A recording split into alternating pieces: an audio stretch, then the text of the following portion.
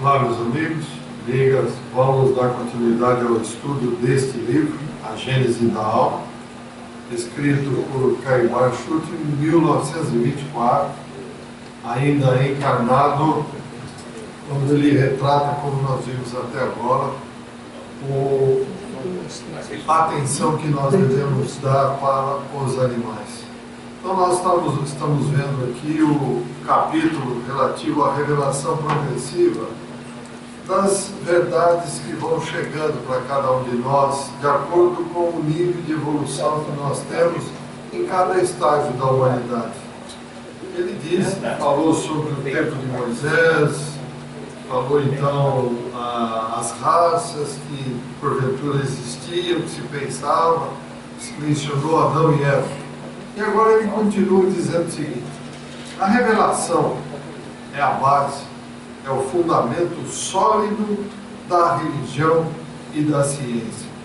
Querem revelação maior do que a doutrina espírita, o Consolador prometido, que veio trazer informações fiéis ao que acontece no universo e mais, informações científicas que até hoje, agora aos poucos, que a ciência está começando a perceber, e já foram ditas lá atrás, principalmente nesses livros psicografados pelo querido, pelo benfeitor Chico Xavier, que através de Emmanuel e de André Luiz trouxe informações preciosíssimas. Então, continuando aqui, a revelação é sucessiva, é gradativa. Nós não damos um passo enquanto não tivermos segurança de que nós vamos conseguir espichar a perna.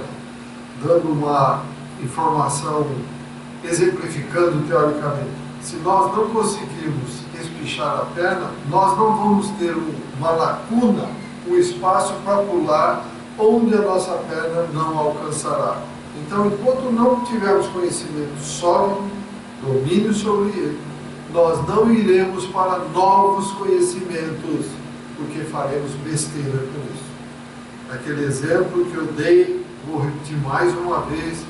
Imaginem se nós hoje tivéssemos a possibilidade de manipular camadas subatômicas, e aí nós iríamos fazer o que fez o Cristo: transformar a água em vinho, multiplicar pães, multiplicar peixes. Se tivéssemos esse conhecimento hoje, em sã consciência, o que nós, brasileiros, faríamos com isso? Primeira ideia: vamos dominar o mundo. Eu sou maior, eu tenho poder. Vai ser o maior com poder no cemitério. Que maior com poder? Então, enquanto nós não tivermos a capacidade real de dominar, conhecimentos novos não aparecerão. É o que diz aqui. Na esfera religiosa, a revelação é o grande ascensor da humanidade para o progresso intelectual, para o progresso moral e espiritual. Vou repetir isso aqui, tem uma profundidade impressionante, hein? Na esfera religiosa, a revelação é o grande ascensor da humanidade para o progresso intelectual, moral e espiritual. Haja vista o exemplo que nós estamos vivendo da doutrina espírita.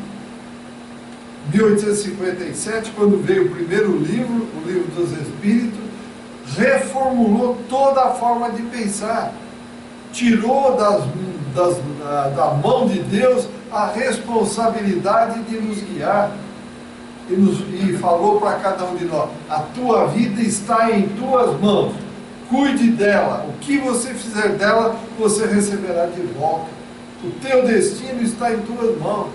Não aquela história boba, brincalhona, sem fundamento nenhum. Ah, Deus te castiga, hein? Tá com a chibata lá, vai te bater. Que Deus castiga? Não existe castigo de Deus. O que existe é imprudência nossa. O que existe é coisas erradas e horrorosas que fazemos contra todos aqueles que estão à nossa volta, os nossos irmãos. Ah, Deus mandou Jesus que derramou sangue para nos salvar. Conversa fiada, assassinamos Jesus, estamos querendo achar uma desculpa para falar que Ele veio derramar o sangue para nos salvar. Somos responsáveis por esse assassinato frio, cruel. Quer dizer, jogamos sempre a culpa para o outro. Não, esta é a maravilha. Quando veio para nos tirar da burrice em que estávamos inseridos, para melhorar a nossa relação religiosa, para elevar o nosso nível intelectual e para elevar o nosso nível moral, para melhorar aquilo que o Cristo disse: amor a Deus e ao próximo como a ti mesmo. Melhorar o nosso relacionamento moral. Foi sobre esta pedra que o Cristo fundou a sua igreja. Desde os tempos patriarcais até a nossa época, distinguimos 4 valiosas revelações que vêm se completando e auto-explicando uma após a outra. A primeira de todas as revelações, qual foi? A abraâmica, na qual o Espírito mensageiro do alto se limitou a anunciar a existência de um único Deus, só um Deus, sem prescrever outra obrigação a não ser reconhecer essa verdade de que foram a portadora. Deus único, primeira revelação, foi essa que nós recebemos, nós, terráqueos, em estágio aqui na Terra, na bendita Escola Terra. Cerca de 2000 anos mais tarde, o que aconteceu? Moisés recebe de um Elohim, Jeová, recebe de um médium, recebe da espiritualidade a materialização das tábuas da lei. Não foi Deus que foi lá e fez o foguinho para escrever lá, nada disso. Utilizando todo o ectoplasma que a natureza tem, mais do médium Moisés, os espíritos materializaram as tábuas da lei. Não foi milagre, não existe. Ou os mandamentos do Decálogo, que constituem o começo do Código Divino. 2000 anos depois, vem Jesus, não mais falando a uma família, como foi Abraão, que se restringia a gente de Abraão, de Isaac e de Jacó, nem como na de Moisés, que se restringia aos israelitas, mas estendendo o Mestre a sua palavra, a sua ação, o seu verbo para toda a humanidade, confraternizando-a sob a paternidade de Deus. Abraão, Moisés, Jesus. Veja, veio devagar. Por que já não veio a doutrina espírita há 4000 anos, lá na época do Abraão? Ele entendeu alguma coisa? Se nem Deus a gente assimilava com segurança. Então, tudo ao seu tempo e a sua hora. Continua. Agora, após outros 2000 anos, veio o Espiritismo e, reproduzindo a palavra de Jesus, explica-a, amplia-a, como o Mestre havia prometido. Eu volto à casa do meu Pai e vos mandarei um Consolador que agora não tem condição de se explicar. Vem aqui. E muitos de nós, o que estamos esperando? Jesus aparecer aqui em carne e osso. Para quê? Para nos curvarmos perante Ele e pedir perdão, ou para outra vez assassinar? Vocês percebem como nós não queremos nos autoeducar? Nós queremos que alguém resolva os nossos problemas. Ah, não fui eu que cometi, foi o Agostinho, foi o Lupécio, foi o Paulo, etc., foi o Beli. É assim que nós agimos. Temos que assumir, nós somos. aguentar as consequências dos nossos atos. Porque se não agirmos assim, nós não cresceremos. Seremos sempre bebês, achando que devemos ser amparados por Deus, por Jesus, pelos anjos da guarda. Enquanto nós estávamos nos reinos inferiores, mineral, vegetal e animal, éramos amparados. Depois passamos a caminhar com as nossas pernas. Mas eles foram embora? Não. Eles estão aí nos ajudando. Mas nós, agora autossuficiente, eu sou dono do meu nariz. Eu não preciso mais do anjo da guarda.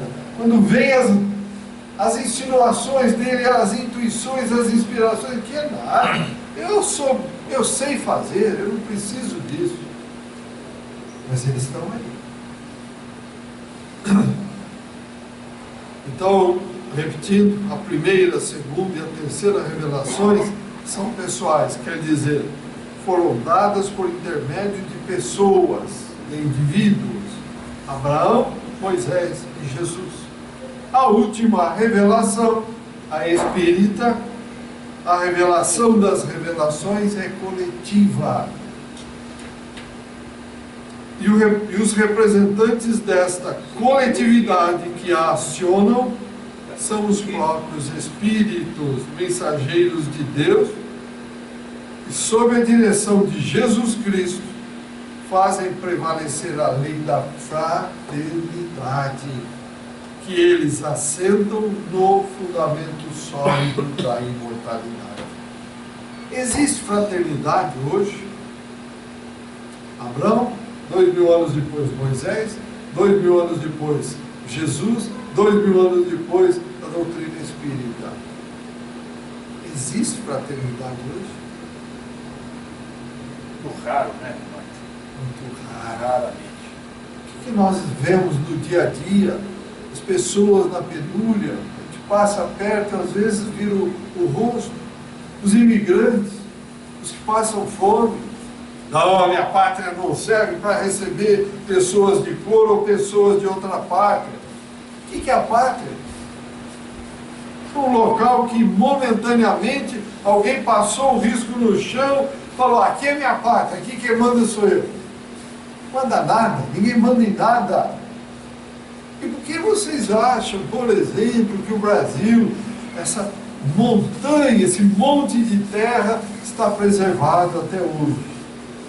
Para nós brasileiros, usufruímos, nós temos uma pátria grande. Isso não vai ser Brasil, isso vai ser tudo. Todos os imigrantes virão para o Brasil. Todos os imigrantes. Na grande chacoalhada, o Brasil vai sobrar um pedacinho. São Paulo, um pedaço do Paraná, um pedacinho do Mato Grosso, um pedacinho de Minas Gerais. Isso vai ser Brasil. O restante vão ser outros povos que vão ocupar. E o que nós estamos fazendo para ser coração do mundo, pátria do Evangelho? Olha só, olha a responsabilidade, coração do mundo, pátria do Evangelho. Não é por acaso que isso caiu aqui, não, gente. Já no meados do século XIV, 1300 e alguma coisa, houve uma reunião aí com Ismael, com Jesus, no alto aí no espaço sideral, e Jesus falou, eu vou transplantar o Evangelho para esta área, para esta região. Aí, 1300 e qualquer coisa aconteceu isso. Aí, 1500 foi descoberto. Que descoberto? Conversa fiada. Todo mundo já sabia que existia o Brasil, só vieram aqui tomar posse, levar embora como foi feito, fazer a rapinagem como foi feita. E aí criar essa sociedade que nós temos, estamos passando apertado até hoje, com vícios, com erros. Lamentavelmente. Perguntas, comentários até aqui? Olha, só para complementar, você falou em 1500, só na região amazônica tinha 8 mil índios. 8 milhões. Não, é 8 milhões de índios. 8 milhões de índios. Isso em 1500. 1500, só a região amazônica. 8 milhões de índios. Por aí a gente vê, tá vendo? Brasileira, na Amazônia brasileira. Sem contar o restante. E nós viemos descobrir no Brasil. Viemos descobrir a América. Viemos descobrir. A última, continuando então, esta revelação está destinada a fazer lembrar tudo que Jesus ensinou e a guiar os homens, ensinando-lhes todas as coisas. João capítulo 24, versículo 26. Sua base, como dissemos, é a imortalidade. A doutrina espírita acabou com aquela história de ficar chorando no caixão, desesperado, morreu, acabou. E acabou, gente. Trocando de roupa, tchau, vou embora para casa, até já.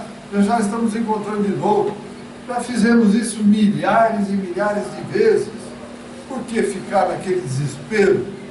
Não tem desespero.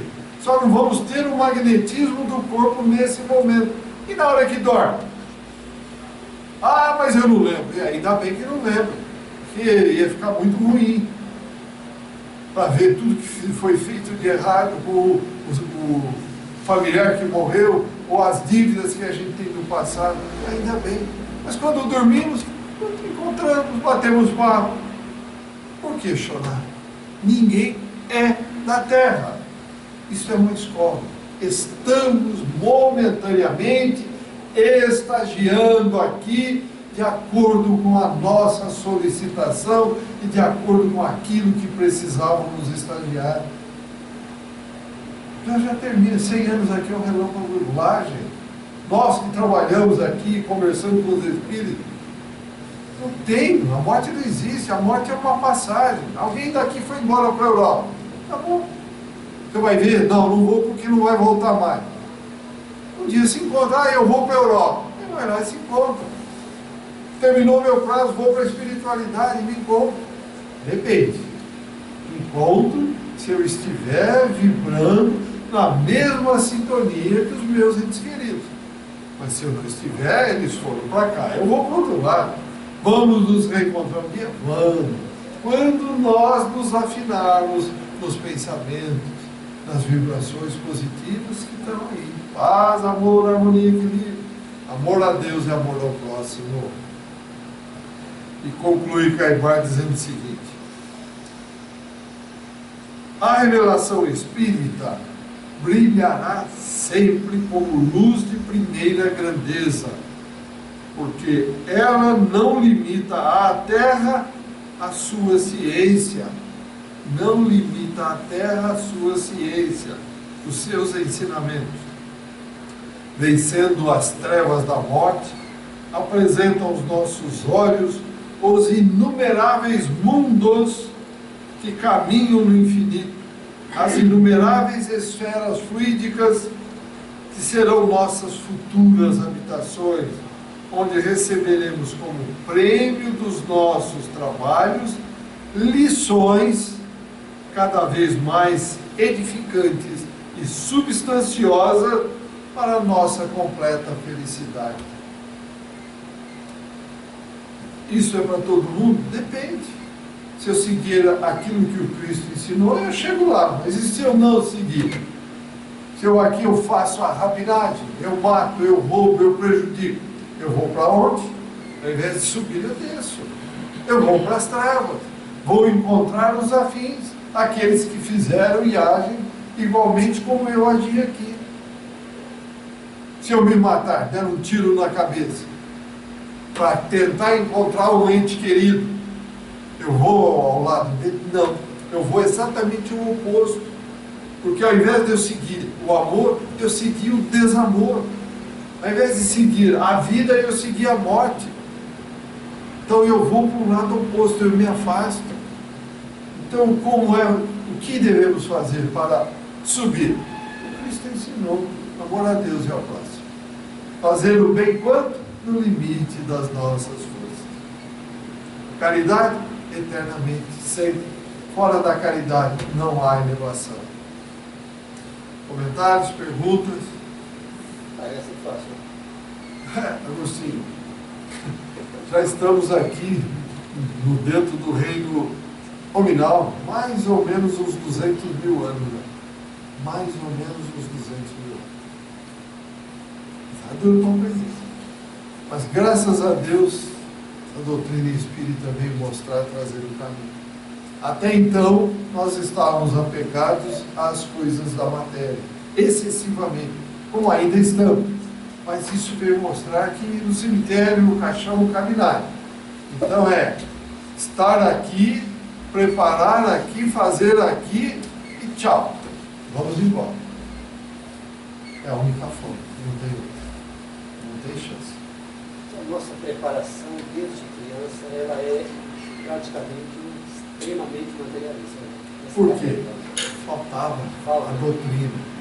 Eu, por exemplo, nasci numa família católica, já comentei, minha mãe queria que eu fosse até padre, me colocou de coroinha, mas eu era malandro, tomava vinho, comia as ossos do padre lá, quer dizer, para mim aquilo não tinha sentido desde moleque, até que eu achei a doutrina espírita e fui, não tinha para mim, não tem sentido. Então, veja bem, graças a Deus que eu conheci isso. Senão eu ia continuar materialista como eu fui quando eu nasci. Graças a Deus. Então a gente tem que procurar. Tem que procurar. Do céu só cai chuvas e bênçãos de Deus. O resto, arregaçar as mangas e transpiração. Não tem o que fazer. Mais comentários? Mais perguntas? O nosso tempo está terminando. A vela está queimando, gente. Vai apagando. Cada dia que passa foi mais um pouquinho embora. Já temos que bater continência. Gente, tchau. Vamos em frente então, vamos a mais um capítulo. A doutrina da imortalidade. A moderna psicologia. Foi justamente quando o espírito de negação e de materialidade triunfava no mundo, e quando esses dois formidáveis exércitos, sacerdotalismo e cientificismo, se digladiavam e destruíam com prejuízo para a coletividade, foi então que as potências dos céus se abalaram e o Espírito da verdade, de verdade, desceu à terra para trazer-nos a nova luz que deveria iluminar os horizontes da nossa imortalidade. Então, uma nova ciência ergueu-se para enfrentar a ciência que nega a religião. E uma nova religião bateu às portas dos templos para pedir aos sacerdotes contas das suas negações às provas positivas que as ciências lhes têm oferecido. O velho mundo foi abalado em suas bases, e as partes litigantes, que estavam brigando, sacerdotalismo e cientificismo, avelhantadas, sem recursos para prosseguirem na luta, voltaram suas armas contra quem lhes vinha propor paz honrosa. Vocês percebem que é sempre assim? O que nós fizemos com Cristo lá atrás? Quando Ele veio nos trazer a liberdade, o que nós fizemos com Ele? Matamos. Esse cara, esse maluco, esse indivíduo aí querer tirar as nossas benesses, tirar as nossas boas coisas que nós ganhamos sem trabalhar, que os tontos trazem para nós aí acreditando que Deus precisa de trazer, matar as ovelhas, matar isso, matar aquilo. O que nós fizemos? Fomos lá, instigamos o povo, crucifica. E olha aqui, ó. Que os sacerdotes e a ciência fizeram contra esta doutrina que veio para propor uma paz honrosa? Bateu de frente. Esses caras vão querer tirar a nossa facilidade, tirar o nosso ganha-pão aqui sem muito esforço. Vocês percebem? É tudo igual. Passa o tempo e nós não mudamos. O Espiritismo foi então repudiado, caluniado, injuriado. Por quê? Pelos obscurantistas, anchos do saber e do poder humano, mas a verdade devia triunfar, pois soara no grande relógio universal a hora das reivindicações sociais. A cegueira de uns e de outros não poderia privar o desenvolvimento da vidência latente de tantos, a voz dos mortos. Então se fez ouvir em todos os cantos da terra, e em pouco mais de meio século, o Espiritismo restaurou o gênio do cristianismo, ao menos quanto aos memoráveis testemunhos da sobrevivência humana.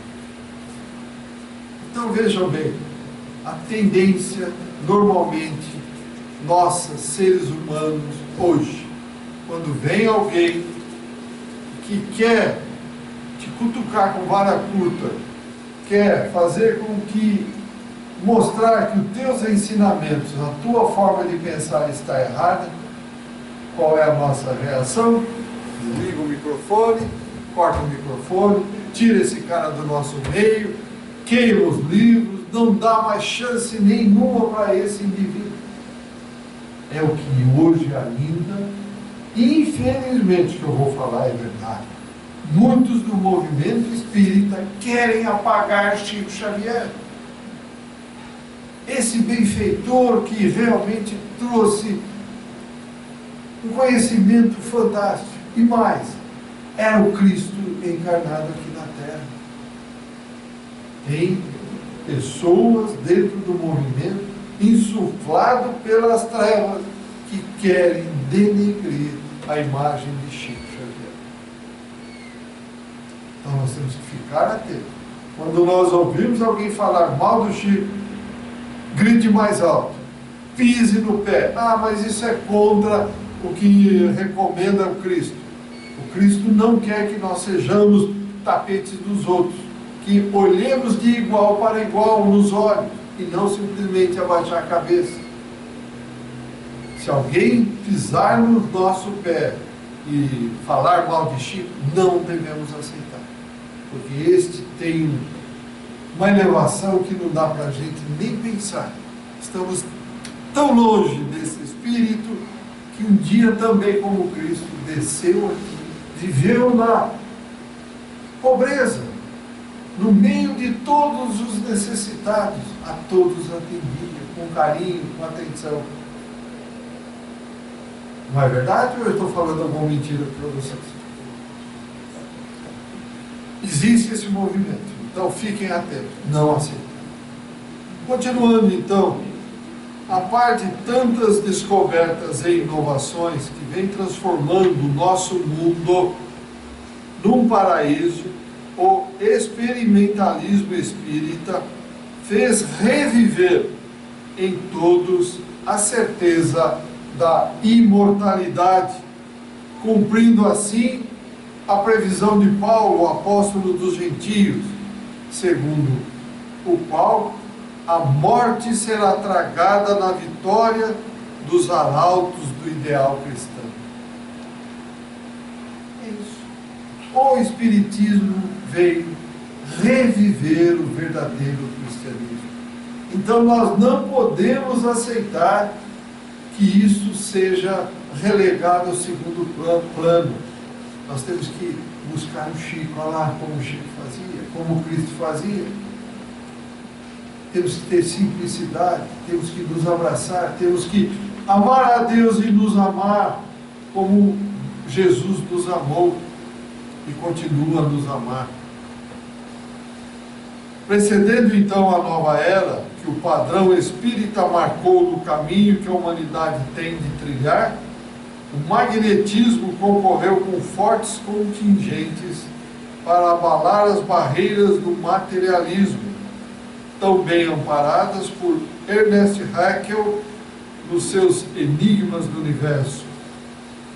O magnetismo, com os seus fenômenos de sonambulismo, desdobramento da personalidade e outros de não menor importância, tem deixado patente aos olhos de todos aqueles que querem ver a existência do espírito, quer se trate do espírito humano, quer se trate do espírito do animal. Esse mesmo espírito independente do corpo carnal. Quer dizer, o que ele está mostrando? Que a mediunidade mostrou e confirmou a existência do espírito, tanto no animal quanto no hominal. No animal, como nós falamos, ele está ainda em desenvolvimento e não tem o domínio das faculdades mentais, do raciocínio lógico e contínuo. Eles estão a toda volta, estão aí para quem tem olhos de ver que veja.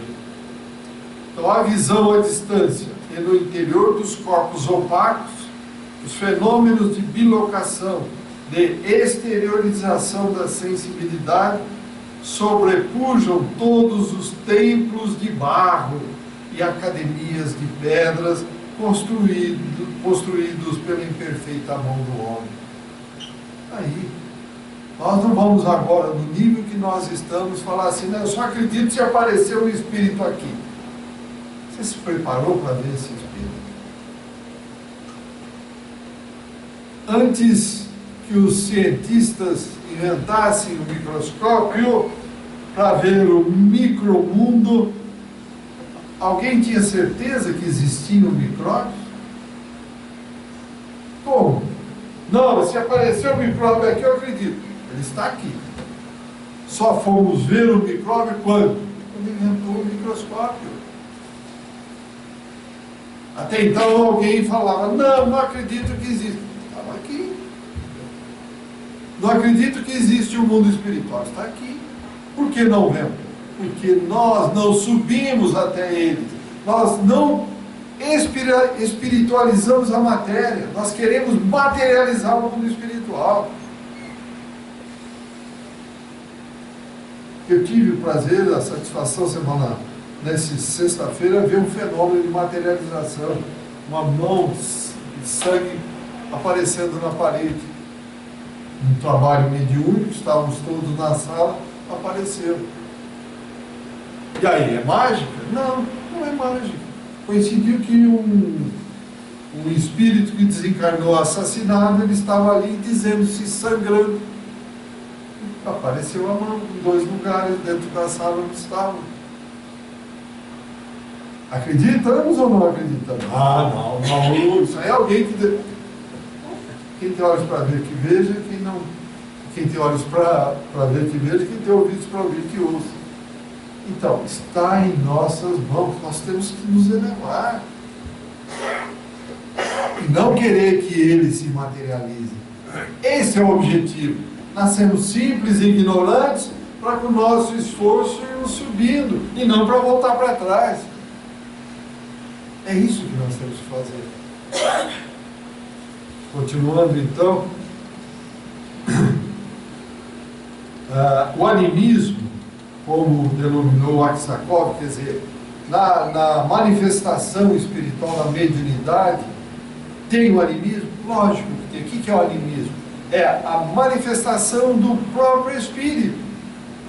Imaginem vocês que eu não sou médium, mas algum dos senhores que são médiums, que nunca viveu numa língua que já não existe mais, nunca, em nenhum momento da sua existência, vocês tenham vivido, por exemplo, no Egito, falar o egípcio. Eu pergunto, será que um espírito que viveu no Egito vai conseguir se manifestar na linguagem egípcia através desse médium que nunca viveu e nunca aprendeu a língua egípcia? Não.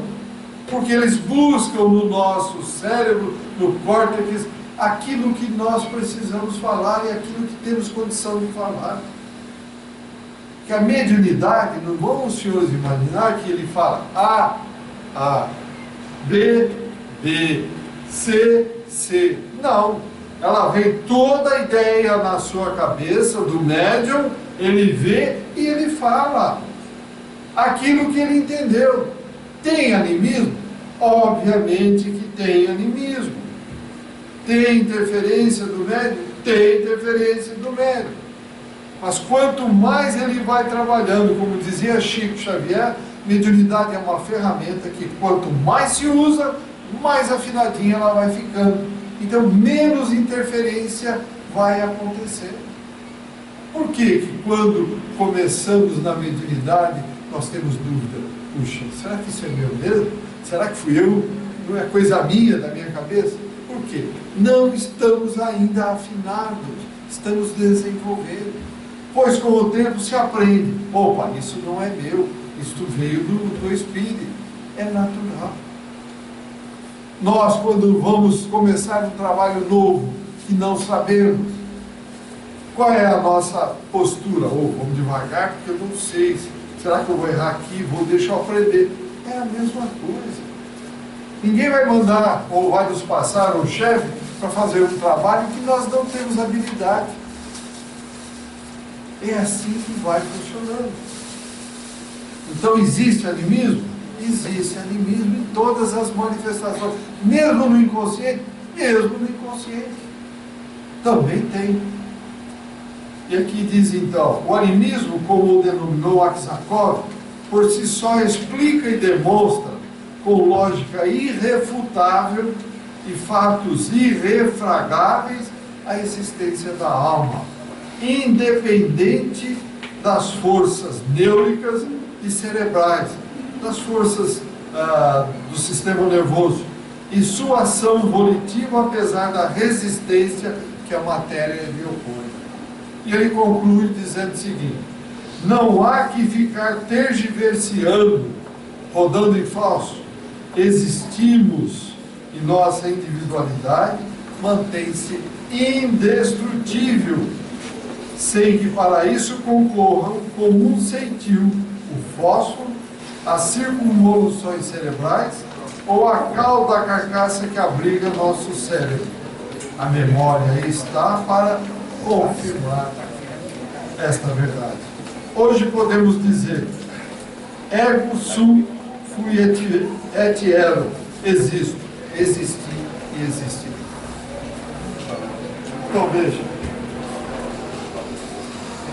a doutrina espírita veio entregar em nossas mãos o destino de cada um de nós.